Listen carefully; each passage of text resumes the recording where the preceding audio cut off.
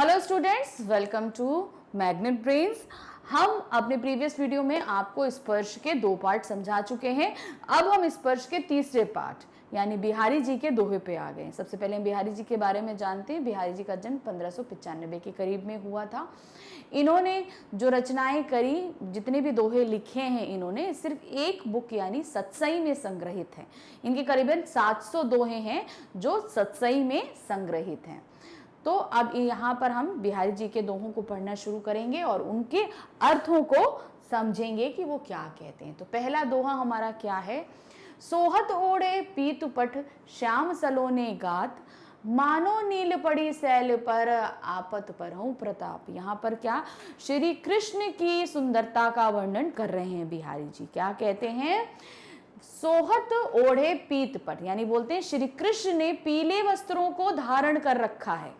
पीत वस्त्र मतलब पीले वस्त्रों को धारण कर रखा है श्याम सलोने गात, और उसकी आभा से उनके गाल जो हैं वो चमक रहे हैं। उनकी आभा से, जो जैसे चमक पड़ती है पीले वस्त्रों से, तो उनकी जो गाल हैं वो चमकने लगते हैं। जैसे मान लो, सपोज करो, मानो नीलमणि शैल पर आपहु प्रति प्रताप। जिस तरीके से सुबह सुबह नीलमणि पर्वत पर जो है उसका सूरज का प्रकाश पड़ता है और वो सोने की तरह चमकने लगता है। तो यहाँ पर क्या हुआ? प्रभु श्री कृष्ण ने पीले वस्त्रों को धारण कर रखा है और उनके गाल इस तरह चमक रहे हैं मानो सुबह सुबह नीलमणि पर्वत पर सूरज का प्रकाश पड़कर वो चमकने लगता है, उस प्रकार। फिर इसका हम पहले काव्य सौंदर्य देखेंगे। भाव पक्ष क्या कहता है? श्री कृष्ण के रूप माधुर्य का वर्णन किया, उनके रूप का ही तो वर्णन किया गया है, तो वो है उसमें। फिर श्यामल शरीर पर पीले वस्त्रों की शोभा का अनुपम वर्णन किया है। मतलब सांवले शरीर पर उन्होंने जिस तरीके से पीले वस्त्रों को धारण किया है उसका बहुत ही प्यारा वर्णन किया है। अब कला पक्ष क्या कहता है? ब्रज भाषा का प्रयोग किया गया है तथा भावाभिव्यक्ति से सक्षम है। मतलब वहां पर उन्होंने अपने भावों को दिया है। पीतुपट में अनुप्रास अलंकार है। मानव शब्द के कारण यहाँ पर उत्प्रेक्षा अलंकार है। दोहा छंद का प्रयोग किया गया है। दोहा यानी 2 लाइनों में जो रहता है वो दोहा कहलाता है, और जो तुकांत के साथ खत्म होते हैं इसीलिए वो छंद कहलाते हैं। ठीक है, तो दोहा और छंद दोनों का इस्तेमाल किया गया है। अगर यही दोहे 4 लाइन के हो जाएंगे तो हमारी वहां पर चौपाइयां हो जाती हैं। अब नेक्स्ट हम अपना दोहा देखते हैं। क्या पूछ रहे हैं? कहलाने एकत बसत अहि मयूर ब्रग बाग, जगतु तपोवन 100 की हो दीर्घ दाज निगात। यहाँ पर क्या कहते हैं? कहलाने एकत बसे अहि मयूर मृग बाग। अहि मतलब सर्प, मयूर मतलब मोर, मृग मतलब हिरन और बाघ मतलब शेर।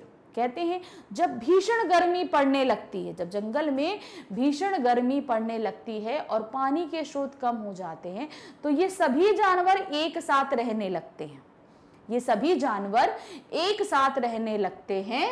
जागो तपोवंशों की जो दीर्घ दाग निगाध। उसी तरीके से ये संसार भी एक तपोवन है, यानी तपता हुआ वन है। यहाँ सभी जो है साधना करने के लिए आए, तपता हुआ है।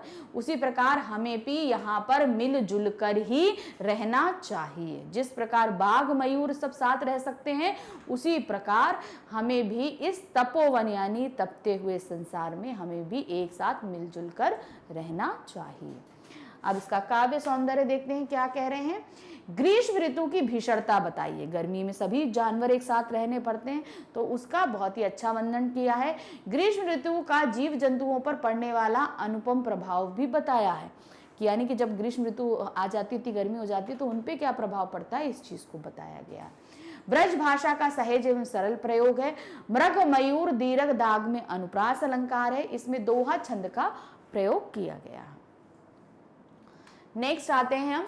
बरसत लालच लाल की मुरली धरी लुकाए, बहुत कहें बहुन हंसे देह कहें नट जाए।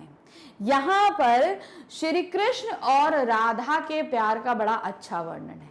ऐसा है, बरतस लालच लाल की, मतलब बात करने के लालच में। किससे? श्री कृष्ण से। श्री कृष्ण हमेशा मुरली को अपने मुख से लगाए रहते थे और राधा उनसे बात करना चाहती थी। तो यहाँ वो क्या बोलते हैं कि श्री कृष्ण से बात करने की लालच में राधा ने क्या किया, उनकी मुरली को छुपा दिया, उनकी मुरली को छुपा देते दिया है ना। बरतस लालच लाल की मुरली धरी लुकाए, यानी बरतस मतलब बात करने के लालच में, लाल मतलब यानी श्री कृष्ण की मुरली को छुपा दिया। सहो करे भवन हंसे, और वो जब उनसे बोलती हैं, श्री कृष्ण बोलते हैं कि तुम सौगंध खाओ कि तुमने नहीं छिपाई, तो वो सौगंध खा लेती हैं और श्री कृष्ण उनके यकीन कर लेते हैं कि हाँ हम इन्होंने नहीं छिपाया। और जैसे ही वो यकीन करते हैं वो भावों से हंसने लगती हैं, भावों से हंसने लगती हैं। दे कहें नट जाएं, और जब श्री कृष्ण बोले कि तुम मुझे मुरली दे दो, दे वापस कर दो, तो वो नट जाएं मतलब मना कर देती हैं कि हम नहीं देते। और इस जब वो बात क्या कहते हैं मांगने लगते हैं, तो इस तरीके से उन्होंने जिस पर्पस से मुरली छिपाई थी वो पर्पस सॉल्व हो जाता है, यानी श्री कृष्ण उनसे बात करने लगते हैं। तो इस तरीके से उनका पर्पस सॉल्व हो जाता है, लेकिन तब भी वो शरारतवश उनकी मुरली को वापस करने के लिए मना कर देती हैं, क्योंकि उसी लालच से श्री कृष्ण उनसे बात कर रहे हैं। तो अब यहाँ पर हम इसके काव्य सौंदर्य को देखेंगे। कृष्ण के प्रति राधा की प्रीति परिलक्षित होती है कि किस तरीके से राधा जो है श्री कृष्ण को प्यार करती है और उनसे बात करना चाहती है। राधा की मुरली के प्रति ईर्ष्या भाव स्पष्ट होता है कि हमेशा जो है मुरली श्री कृष्ण के मुख लगी रहती है और वो हमसे बात नहीं करते, तो वहां पे वो ईर्ष्या, इसीलिए वो उसको छुपा देती हैं। कला पक्ष क्या है? ब्रज भाषा का प्रयोग है और भाव व्यक्ति है। लालच लाल में अनुप्रास अलंकार है, दोहा छंद का भी प्रयोग किया गया है, और लुकाई और जाई में तुकान शब्द है। जहां भी आप तुकान शब्द देखें आप उनको यहाँ पर मेंशन कर सकते हैं। अब नेक्स्ट दोहा हम देखते हैं, नंबर 4। कहत नटत रीझत खीजत मिलत खिलत लजियात, भरे भाव में करत है नैनुन ही सब बात। सबसे पहले हम कुछ वर्ड्स के आपको मतलब बता रहे हैं, फिर इसका हम आपको बैकग्राउंड बताएंगे। मतलब समझिएगा, पहले वर्ड जो पहली लाइन है उसमें डिफरेंट वर्ड्स हैं और उनका डिफरेंट मतलब है। कहत, कहत मतलब कहना, नटत मतलब नहीं, ठीक है, नटत मतलब मना कर देना, रीझत मतलब खुश हो जाना, खीजत मतलब चिढ़ जाना, फिर मिलत मतलब मिलना, मिलत मतलब मिलना, खिलत मतलब खिल जाना, खुशी से खिल जाना, फिर क्या है, लजियात मतलब शर्मा जाना। तो हमने आपको इन वर्ड्स का मतलब बना दिया। अब इन्हीं वर्ड्स को हमें एक स्टोरी में पिरोना है। होता ऐसा है, नायिका यानी जो हीरोइन है वो अपने घर में सभी सदस्यों के साथ में बैठी हुई है। इतने में नायक जो है वो रूम के अंदर प्रवेश करता है और दरवाजे पर खड़ा हो जाता है और वहां से वो नायिका को इशारा करता है, मतलब कहता है। कहत मतलब पहले शब्द का मतलब समझिए, कहता है कि मेरे पास में आओ। नटत मतलब वो मना कर देती है। जब मना करती है, उसकी मना करने की आदा से क्या होता है, जो नायक है वो रीझ जाता है, मतलब खुश हो उसके ऊपर, और उसे नायिका के ऊपर उसको और प्यार आ जाता है। रीझत मतलब नायिका के ऊपर उसको और ज्यादा प्यार आ जाता है, और उसके इस प्यार को देखकर नायिका खींचने लगती है, चिढ़ने लगती है। उससे होता है ना बनावटी चिढ़न, तो वो चिढ़ने लगती है। खींचत मतलब चिढ़ने लगती है। जब वो चिढ़ने लगती है तो फिर इसी बीच में दोनों की आंखें मिल जाती हैं। आंखें दोनों की जब खींचती है तो दोनों की आंखें मिल जाती हैं। मिलत मतलब आंखें मिली, और जैसे ही मिलती है नायिका खुशी से खिल जाती है, बहुत ज्यादा खुश हो जाती है, और खुश होने के साथ ही वो शर्मा जाती है। तो पहली लाइन में उन्होंने जो जितने शब्द दिए उससे जो है ना एक कहानी बन गई। ठीक है, हमने आपको बताया ना, एक लाइन में पूरी कहानी बन गई। फिर भरे भाव में करत हैं, और मतलब पूरे भरे पूरे परिवारों में वो नैनों से अपने प्यार की अभिव्यक्ति कर रहे हैं। मतलब सब पूरे परिवार के समक्ष, यानी पूरा परिवार मौजूद है, लेकिन नायक और नायिका अपने प्रेम को व्यक्त अपने नैनों से कर रहे हैं। ये आपको बताना है। फिर इसका काव्य सौंदर्य क्या बोलता है, नायक नायिका के प्रेम का सूक्ष्म चित्रण किया गया, मतलब छोटे छोटे एक्शन जो हमारे भाव रहते हैं उनका बहुत ही बारीकी से चित्रण किया गया है।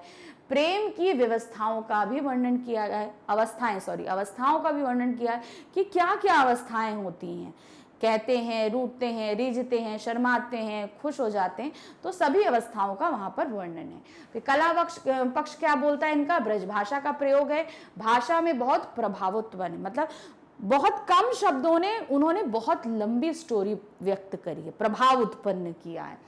भरे भाव में अनुप्रास अलंकार है, इसमें श्रृंगार रस की प्रधानता है, क्योंकि देखो नायक नायिका का प्रेम है, जब हम पढ़ रहे हैं ना तो प्रेम हमें समझ में आ रहा है, तो यहाँ पर श्रृंगार रस है, श्रृंगार रस का संयोग रस है।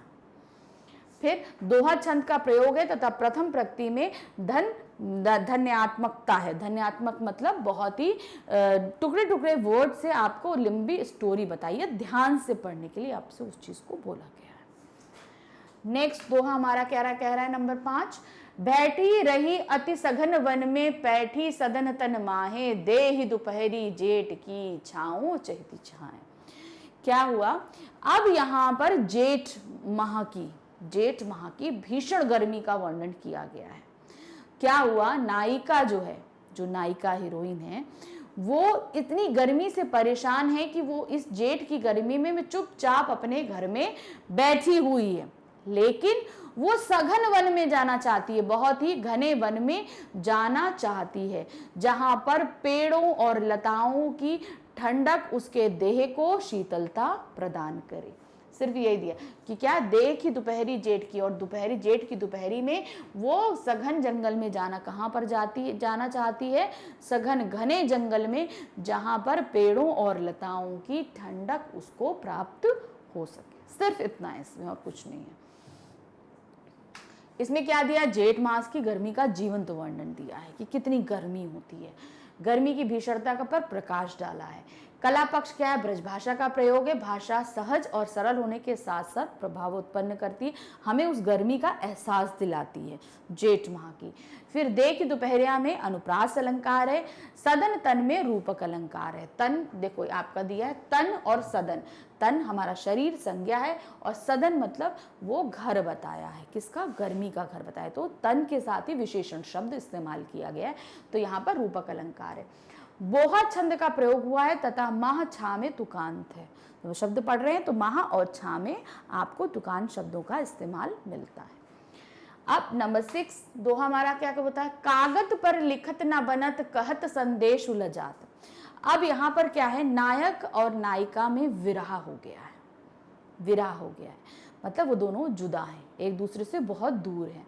अब नायिका अपनी तकलीफ जो है वो नायक को बताना चाहती है, तो क्या बोलती है, कागज पर लिखत न बना, मतलब अपनी तकलीफ को मैं कागज पर लिख नहीं पा रही हूँ, मुझे इतनी तकलीफ है कि मैं उनको शब्दों में बयान नहीं कर पा रही, और संदेश देने में मुझे लज्जा आ रही है, मैं किसी के थ्रू अगर आपको मुंह से संदेश पहुंचाना चाहूँ तो मुझे जो है बहुत लज्जा आ रही है, शर्म आ रही है।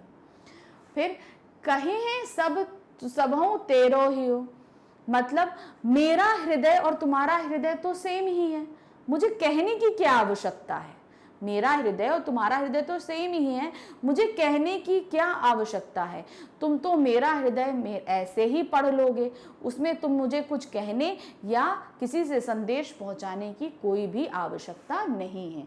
मेरे हृदय की बात, मतलब मेरे हृदय की बात को तो तुम ऐसे ही पढ़ लोगे क्योंकि मेरा हृदय तुम्हारे हृदय से जुड़ा हुआ है, तो इसलिए मुझे अपना विरह जो है तुम्हें बताने या लिखने की जरूरत नहीं है।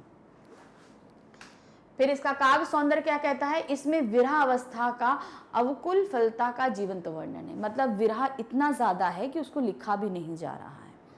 फिर विहरणी नायिका की मनोव्यथा का सुंदर चित्रण किया गया, जो नायिका इतना विरह झेल रही है उसका बहुत ही सुंदर चित्रण हुआ है। यहाँ पर ब्रज भाषा का प्रयोग है, भाषा प्रभावपूर्ण है। द्वितीय पंक्ति में अतिशयोक्ति अलंकार है।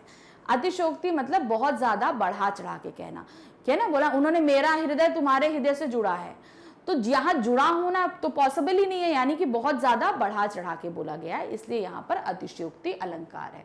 इसमें वियोग श्रृंगार रस है। श्रृंगार रस का हमने आपको इससे पहले बताया था संयोग रस, जहाँ पे नायक नायिका का प्रेम नजरों से बयां हो रहा था। अब यहाँ दोनों जुदा हैं, तो उस जुदाई को हम क्या बोलेंगे, वो संयोग रस था, और ये वियोग श्रृंगार रस है। फिर दोहा छंद का प्रयोग किया गया है। नेक्स्ट है नंबर 7, प्रगट भय द्विराज कुल सुबरन बसे ब्रज आड़, मेरे हरलो कलेश सब केशव केशव राड़। यहाँ पर बिहारी जी अपने बारे में बता रहे हैं। क्या बोलते हैं, कहते हैं श्री कृष्ण जिस प्रकार आपने ब्रज में जन्म लिया, ठीक है, जिस प्रकार आपने ब्रज में जन्म लिया, मैंने तो कहीं और जन्म लिया, लेकिन मैं अपने मन से आकर ब्रज में बस गया। मैं अपने मन से आकर ब्रज में बस गया हूं। आपके जो पिता हैं वो केशव थे, आपके पिता कौन थे, केशव थे। उसी प्रकार मेरे गुरु भी केशव थे। तो आप मुझे अपना समझकर मेरे सारे दुखों को हर लीजिए। ये आपको ये दोहा बोलता है, यानी कि प्रगट भय द्विराज कुल में, मतलब हम दोनों अलग अलग कुल में पैदा हुए और बसे सुबरन बसे ब्रजाण, और आप भी ब्रज में आकर बसे और हम भी ब्रज में आकर बस गए। ठीक है, वो कहाँ मथुरा में पैदा हुए थे, आके ब्रज में बसे, और बिहारी जी भी जो है वो ब्रज में आकर बसे। उनके मेरे हरो कलेश, मतलब मेरे हृदय के कलेश को जोड़ो, केशव केशव राड़, यानी कि आपके पिता केशव और मेरे भी आचार्य केशव, इसलिए आप जो है मेरे हृदय के कलेशों को हर लीजिए। अब काव्य सौंदर्य क्या कहता है, बिहारी जी स्वयं अपना परिचय दे रहे हैं। यहाँ पर उन्होंने अपना परिचय दिया है, श्री कृष्ण से तुलना करते हुए अपना परिचय दिया। कवि श्री कृष्ण जी से अपनी पीड़ा हरने की प्रार्थना कर रहे हैं। लास्ट पंक्ति में बोलते हैं ना, हरो मेरी पीड़ा, तो वो अपनी पीड़ा हरने के लिए कह रहे हैं। फिर कला पक्ष क्या कहता है, ब्रजभाषा का प्रयोग है, भावाभिव्यक्ति में सफल है, बसे ब्रज में अनुप्रास अलंकार है, दोहा छंद का प्रयोग है, केशव केशव लड़ाई में यमक अलंकार है। यानी शब्द प्रयोग हुआ 2 बार, लेकिन अर्थ सेम है, दोनों ही पिता के लिए इस्तेमाल किए गए हैं। आई केशव राई में तुकांत है।